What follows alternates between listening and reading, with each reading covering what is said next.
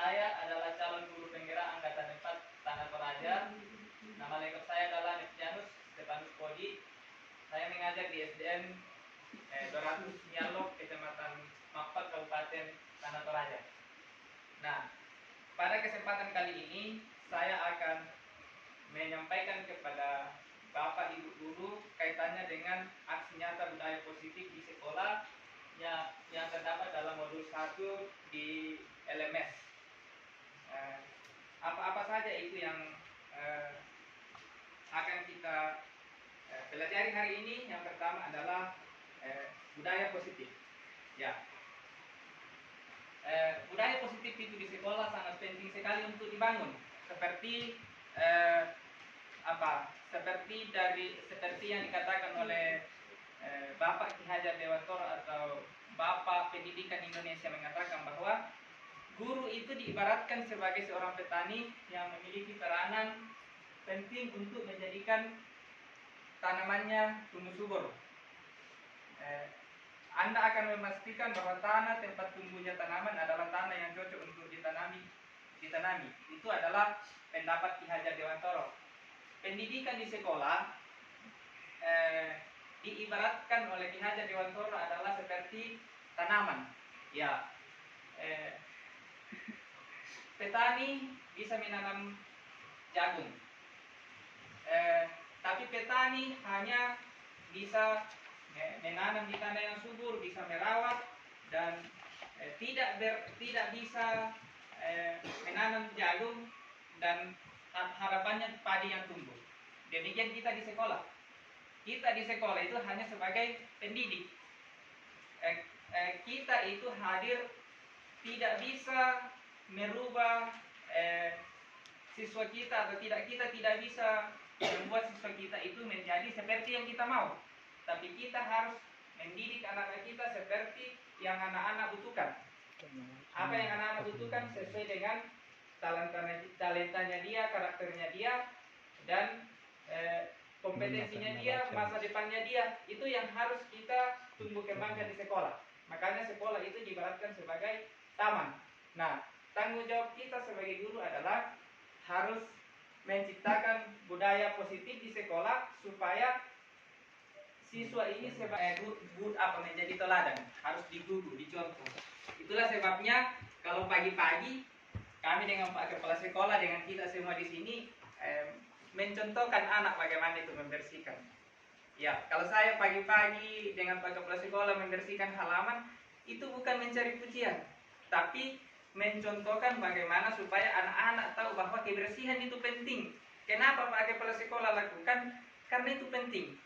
Ya, jadi kedepannya itu yang kita mau lakukan adalah mencontohkan, bukan lagi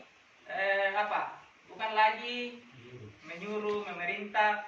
Itulah falsafah pendidikan yang sejak dulu sebenarnya ada. Ya. Nah, berikut di sini konsep budaya positif itu ada beberapa bagian, yaitu perubahan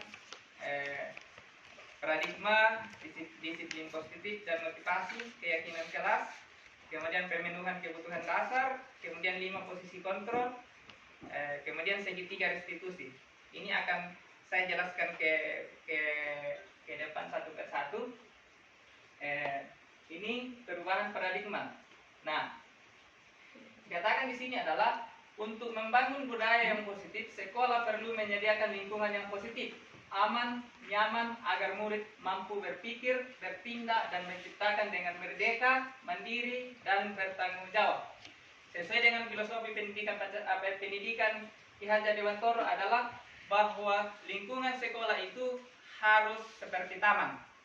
Ya, jadi kita wajib memenuhi supaya tercipta ini budaya positif di sekolah, ada tanggung jawab sekolah yang harus disiapkan. Yang pertama adalah harus lingkungan itu aman, nyaman. Kemudian semuanya harus sehati sepikir untuk bertindak. Ya, misalnya tentang program hidup bersih di sekolah, kita semua dari kelas 1 sampai kelas 6 dari masyarakat, dari orang tua harus sehati sepikir untuk bertindak bersama-sama. Jadi semua hal-hal positif itu memang awal-awalnya mungkin tidak sulit dilakukan, tapi harus itu dibiasakan supaya bisa menjadi budaya. Karena budaya ini boleh terjadi bila mana ada pembiasaan-pembiasaan. Bagaimana kita membuat peserta didik kita supaya ada keinginan dari dalam, bisa tergerak. Hatinya itu lebih digugah dulu. Terus bagaimana lebih suam membersihkan, tapi bagaimana kita menggugah hatinya supaya anak-anak itu merasakan bahwa kebersihan itu memang wajib dan penting untuk kelangsungan hidup manusia dan kesehatan. Ya, itu tentang perubahan paradigma. Jadi dulunya kalau kita menyuruh, sekarang itu perubahan paradigmanya adalah mencontohkan atau meneladankan. Dan lingkungan positif itu harus sekolah yang menyediakan. Bagaimana bisa terjadi itu pelajaran yang baik kalau lingkungannya mungkin bau busuk, lingkungannya penuh debu, lingkungannya mungkin tidak aman atau misalnya bising. Nah, ini tentang tabel stimulus. Ini tidak terlalu penting. Nah, disiplin positif dan motivasi. Ya, ada pertanyaan. Bagaimana cara membuat murid disiplin? Siapa yang bisa mendisiplin anak?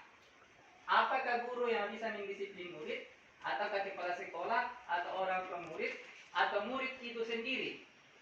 Ya, alasannya mengapa? Jadi, sebenarnya kalau tuntunan disiplin positif itu, yang bisa mendisiplin murid sendiri adalah murid itu sendiri. Ya, di sini dikatakan bahwa murid itu sendiri. Kenapa harus murid itu sendiri? Karena ini yang harus dituntut. Ketika bukan murid sendiri yang sadar bahwa kebersihan itu penting, datang di sekolah itu penting, anak masing-masing. Saya contohkan kebersihan. Mungkin pada saat kita di situ berdiri, anak-anak masih membersihkan. Tapi ketika kita sudah ke kantor, mungkin anak-anak langsung main dia. Karena belum ada disiplin yang ada dari dalam diri anak sendiri. Nah, ini budaya ini yang harus kita kembangkan bersama, bagaimana supaya disiplin itu muncul dari dalam diri anak sendiri, bukan melalui instruksi atau paksaan atau pendisiplinan atau hukuman dari orang dari luar, apakah kepala sekolah atau guru atau orang tuanya. Tetapi yang harus kita tanamkan adalah disiplin itu, anak-anak harus paham bahwa disiplin itu bagi dirinya itu sangat penting sekali. Nah, keyakinan kelas ini, setiap tindakan atau perilaku kita lakukan di dalam kelas dapat menentukan terciptanya sebuah lingkungan positif. Perilaku warga kelas tersebut menjadi sebuah kebiasaan yang akhirnya membentuk sebuah budaya positif. Untuk terbentuknya budaya positif, pertama-tama perlu diciptakan dan disepakati keyakinan-keyakinan atau prinsip-prinsip dasar bersama di dalam warga sekolah. Nah, tadi di kelas masih ada catatan saya di papan itu. Kami beberapa hari yang lalu membentuk keyakinan kelas. Nah, kenapa penting ini keyakinan kelas? Dulunya ke siswa. Keyakinan kelas itu adalah siswa sendiri membuat apa yang diyakini dalam kelas itu baik dan dilakukan secara bersama-sama supaya tercipta budaya positif di kelas itu, tercipta kelas yang bagus. Itu perbedaannya antara keyakinan kelas dengan budaya kelas. Nah, bagaimana cara pembentukan keyakinan kelas itu? Yang pertama adalah keyakinan kelas bersifat lebih abstrak daripada peraturan kelas yang lebih rinci dan konkret. Yang berikut adalah keyakinan kelas berupa pernyataan universal. Yang berikut adalah pernyataan keyakinan kelas senantiasa dibuat dalam bentuk positif. Jadi tidak boleh dikatakan jangan, tidak boleh dikatakan harus, tapi mungkin dikatakan bahwa misalnya jangan buang sampah sembarangan. Keyakinan kelas dibuat dalam kata positif, kalimat positif.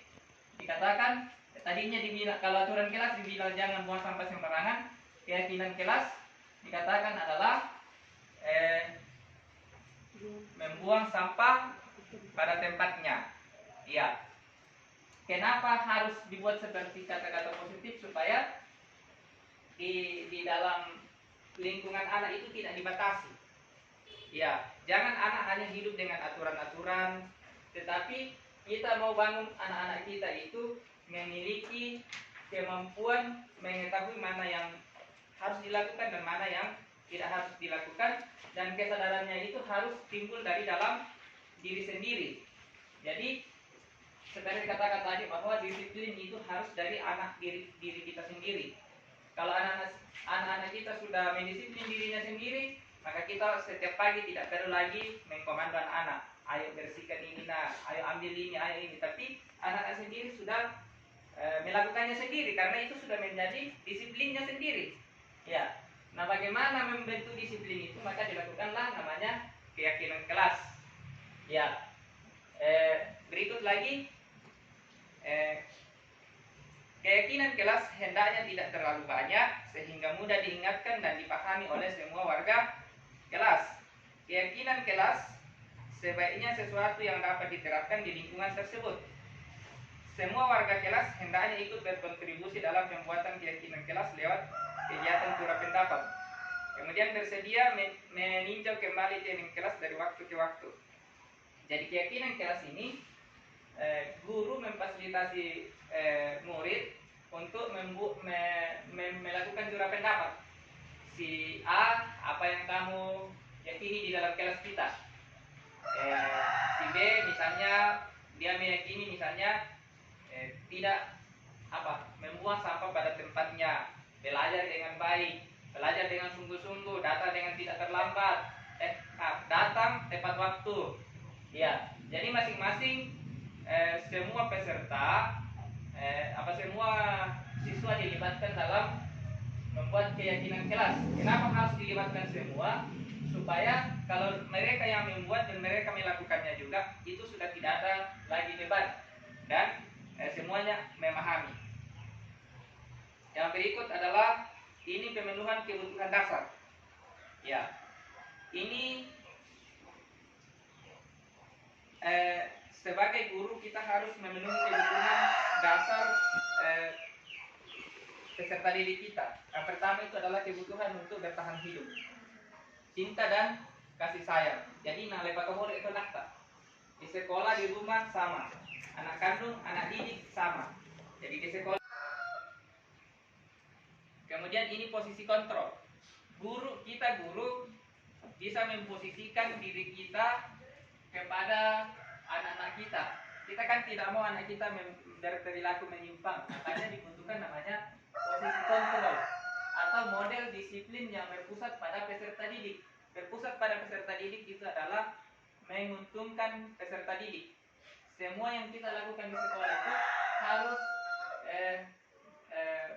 mempertimbangkan tentang kebutuhan peserta sesuai dengan restitusi adalah proses menciptakan kondisi bagi murid untuk memperbaiki kesalahan mereka sehingga mereka bisa kembali pada kelompok mereka dengan karakter yang lebih kuat. Ya. Restitusi juga adalah proses kolaboratif yang mengajarkan murid untuk mencari solusi untuk masalah dan membantu murid berpikir tentang orang seperti apa yang mereka inginkan dan bagaimana mereka harus memperlakukan orang lain. Jadi restitusi ini adalah bagaimana kita memperbaiki masalah anak yang bermasalah. Apakah tadi ketika anak bermasalah mau dihukum? Apakah kita mau jadi teman bagi dia supaya bisa masalahnya selesai? Ada ciri-ciri restitusi. Ya. Pertama, restitusi bukan untuk menebus kesalahan, namun untuk belajar dari kesalahan. Jadi ketika kita memperbaiki kesalahan anak itu harus meyakini bahwa itu bukan untuk menebus kesalahannya, tapi untuk memperbaiki kesalahannya itu. Karena kalau ada perbuatan yang bisa diganti oleh perbuatan lain, maka orang bisa saja misalnya membunuh. Setelah membunuh dia lagi melakukan hal lain untuk mengganti membunuh tadi. Ya. restitusi memperbaiki hubungan, kemudian restitusi tawaran bukan paksaan, kemudian restitusi menuntun untuk melihat ke dalam diri. Yang terakhir adalah restitusi mencari kebutuhan dasar yang mendasari tindakan. Jadi ini adalah bentuk-bentuk restitusi yang bisa dilakukan kepada peserta didik kita sesuai dengan kurikulum Merdeka Belajar. Ya, tahapan untuk memudahkan para guru dan orang tua dalam melaksanakan proses untuk menyiapkan anaknya untuk melakukan restitusi berdasarkan pada prinsip penting dari teori kontrol. Yang pertama itu kita harus menstabilkan identitas atau menstabilkan keadaan. Misalnya dia bermasalah, kita dulu menstabilkan keadaan. Tidak apa-apa nak, semua orang pernah salah. Terus setelah itu kita validasi tindakan yang salah. Ya, misalnya begini, dia pernah datang terlambat. Oh, tidak apa-apa nak, datang terlambat. Tidak apa-apa. Bukan hanya kamu yang pernah terlambat. Ya, jadi kita buat anak itu nyaman, bukan dimarahi. Bukan kalau dia datang terlambat kita katakan bahwa kau kemarin terlambat, sekarang terlambat lagi. Kau bikin apa saja di rumah. Strategi dalam melakukan segitiga restitusi. Yang pertama itu kita lakukan adalah menstabilkan identitas. Ya, menstabilkan identitas misalnya setiap orang pasti pernah melakukan kesalahan. Misalnya dia itu anak kita berbuat salah, kita kasih tahu sama dia supaya dia jangan takut. Nah, semua orang pernah melakukan kesalahan. Pak guru juga pernah salah. Ataukah kita katakan begini, kamu bukan satu-satunya yang pernah melakukan ini. Ya, supaya anak-anak itu nyaman sama kita, bisa terbuka sama kita, supaya nanti kita bisa berikan solusi. Baru berikut kita kasih tahu, kamu tentu punya alasan mengapa melakukan itu. Misalnya anak-anak kita itu tadi saya katakan bahwa dia datang terlambat di sekolah. Tinggal kita katakan sama mereka, kenapa kamu kamu tentu punya alasan mengapa kamu terlambat. Pasti dia sampaikan ke kita alasannya mengapa dia terlambat. Kalau sudah dia kasih kita alasan, kita sampaikan kepada mereka lagi. Ya, Pak Guru mengerti. Pak Guru senang kamu membantu orang tua di rumah sehingga kamu terlambat. Tetapi ini adalah hari sekolah. Nah, selanjutnya itu kita kasih tahu. Kita menanyakan tentang keyakinan kelas.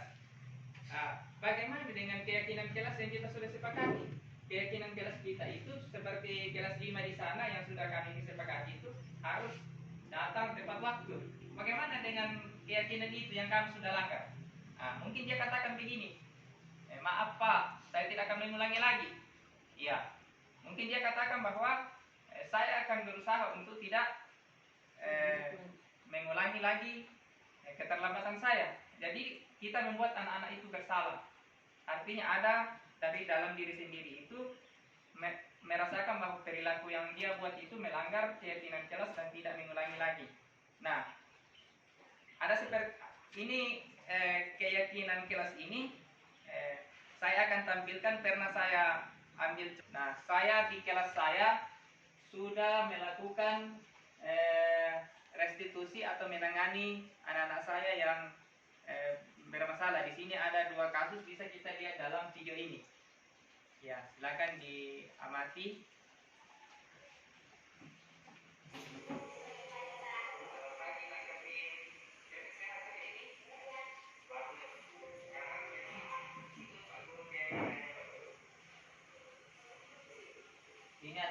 Ini kasus ini dia datang tidak memakai seragam, tidak rapi.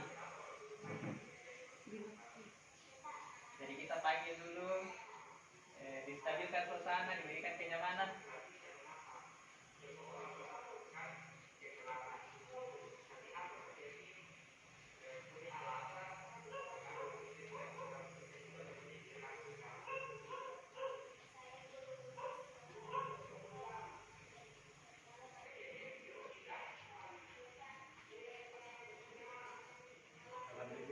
Pak Guru nah.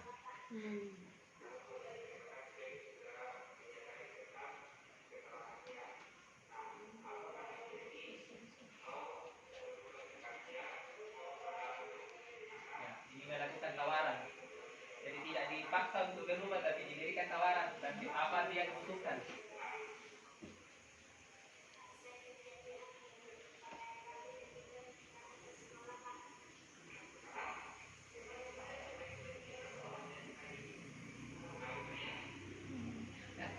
Apa disuruh karena sudah melatih. Ya, sampai berapa?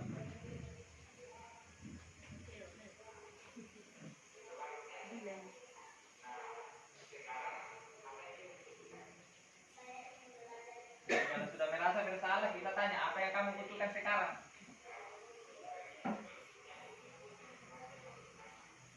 Ya, ya.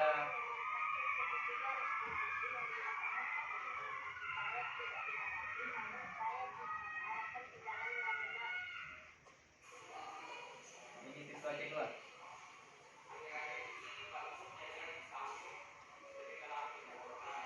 Masalahnya sering ngelamun dalam kelas ini.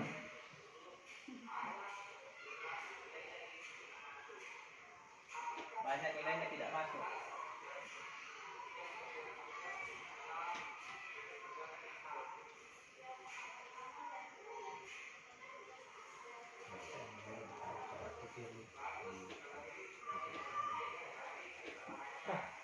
Sampai kita di sekolah.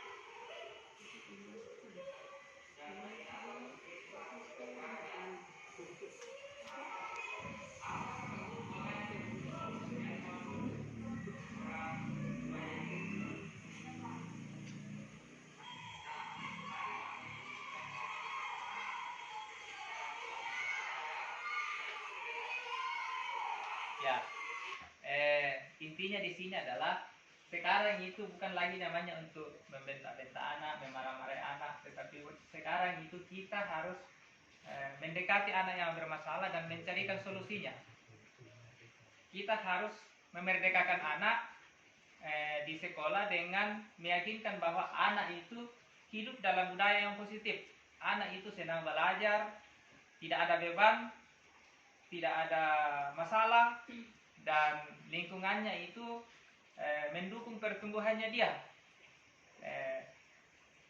Jadi pada modul ini kami dibimbing bagaimana kita itu menjadi guru yang memenuhi kebutuhan anak itu. Mungkin demikian yang saya sampaikan dari modul 1.4 ini, merupakan aksi nyata di sekolah.